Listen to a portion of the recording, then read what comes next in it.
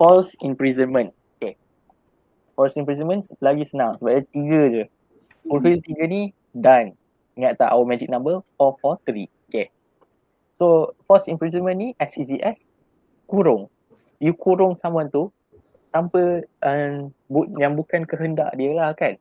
You kurung satu tak boleh kurung sebenarnya false imprisonment ni bukan saja jatuh bawah thought of trespass to person, tapi false imprisonment juga dia ni adalah satu kesalahan di sisi perlembagaan. Sebab kalau you baca perlembagaan perkara 5, dalam perkara 5 dia menyatakan pasal hak seseorang tu right to life, hak kehidupan lah kan. So dalam hak kehidupan tu seseorang tidak boleh dikurung.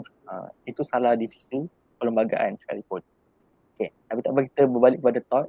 Okay, so macam yang kita faham, trespass to person ada 3, which is assault, battery and false imprisonment. So maksudnya trespass to person tu ada pecah lagi 3 lah. So and the last one is false imprisonment. Okay. Okay. So what constitute to false imprisonment, ataupun what is the definition? When the person is so restrained is imprisoned so long as he cannot move to another place in accordance with his wishes. Dia tak boleh keluar pergi mana-mana, kurung dalam bilik ke apa semua kan.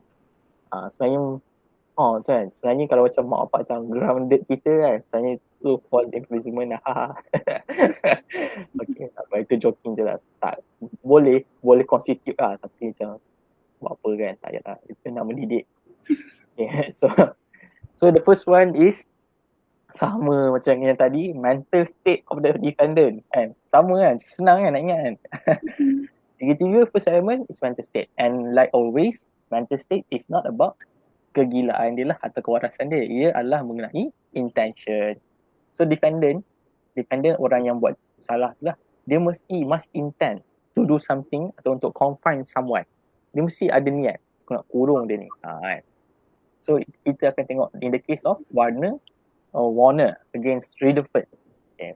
The defendant, after dismissing the plaintiff as a resident manager of a beer house, prevent him from going upstairs to collect his belongings. Nampak tak? Dia halang seseorang. Okay. So, maksudnya sekarang false imprisonment bukan sahaja kita kurung someone tu in a specific place. Boleh jadi kita halang someone from going. Sebab ingat tak dia cakap tadi? So long as he cannot move to another place in accordance with his wishes. Dia tak boleh pergi tempat yang dia nak. So, bukan saja kita kurung dia dalam satu tempat. Kalau kita halang dia bergerak pun, that is false imprisonment. Sebab bila kita halang dia bergerak, kita dah confine orang tu pada satu tempat je. Dia tak boleh pergi tempat lain. Betul tak? Okay. So it amounts to false imprisonment. Walaupun dia just halang je.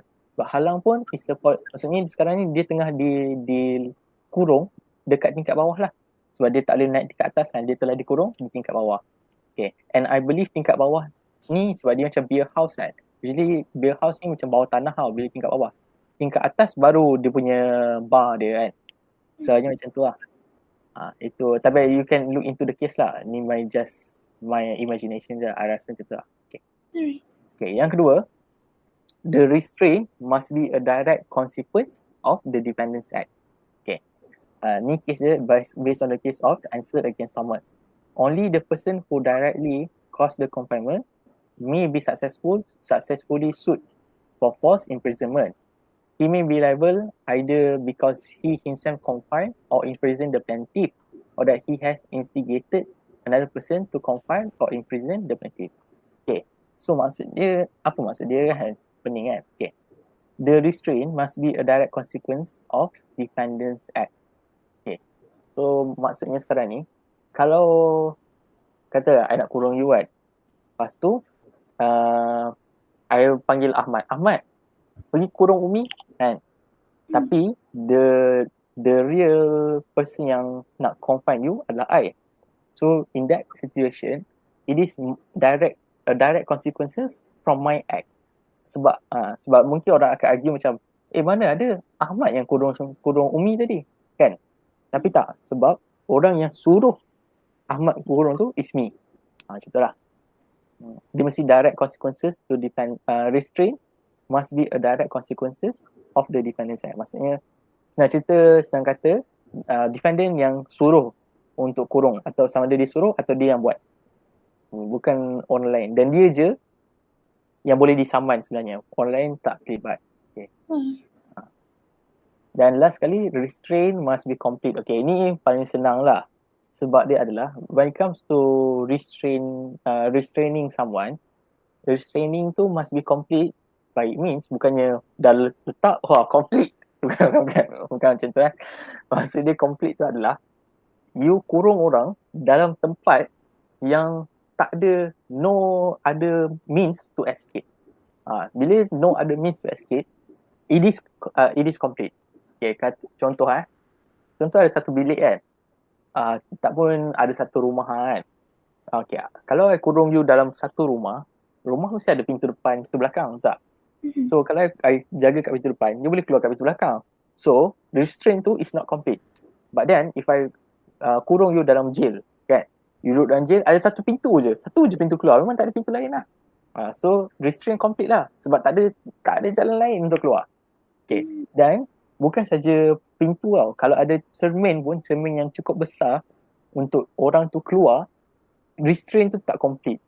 Sebab dia boleh keluar sebenarnya, tapi dia yang acah-acah, aku kena kurung ke, nangis-nangis.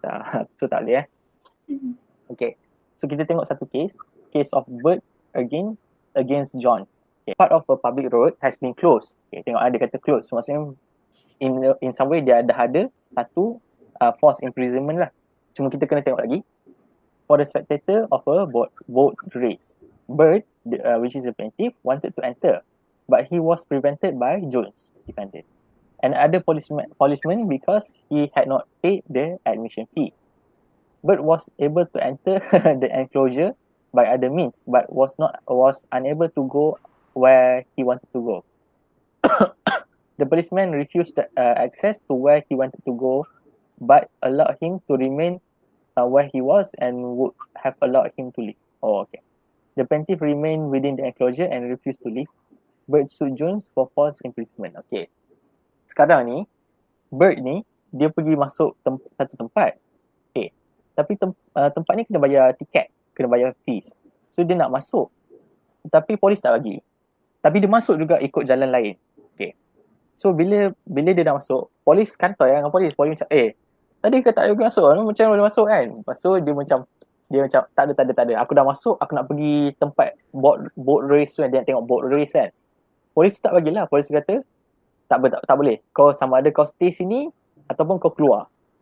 Tak boleh masuk tengok boat race kan. So Bert ni marah lah. Dia kata, apa ni dah force imprison ni, tak bagi I tengok boat race kan. Dah macam halang lah. Maksudnya dia dah constitute tempat tu dekat Bert daripada pergi tengok race tu. So dia dah di falsely imprison dekat tempat yang dia berdiri tu lah kan. Tapi sebenarnya tak.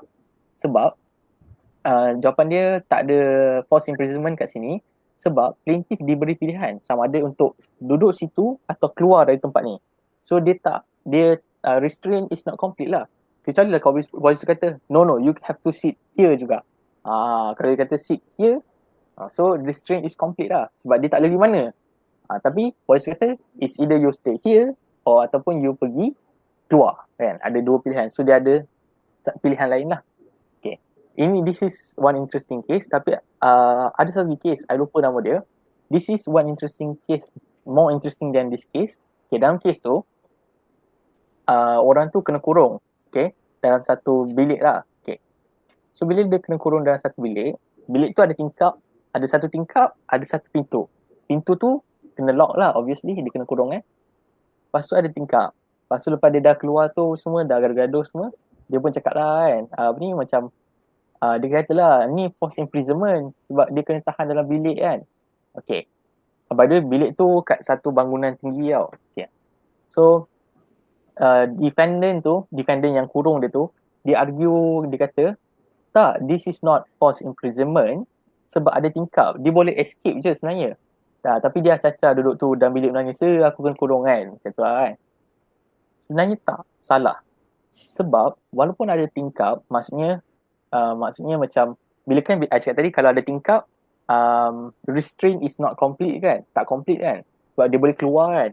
Tapi considering the circumstances that bangunan tu kat tingkat yang tinggi, kalau dia lompat dia akan mampus atau dia akan meninggal. So benda tu tak logik lah. Walaupun ada tingkap, tapi kalau dia lompat tingkat tu dia meninggal, so apa gunanya kan? Itulah. Tak defeat the whole purpose lah kan untuk dia keluar. So dalam kes tu memang ada forced imprisonment. Walaupun ada tingkap, tapi the judge tu dia qualifiedkan as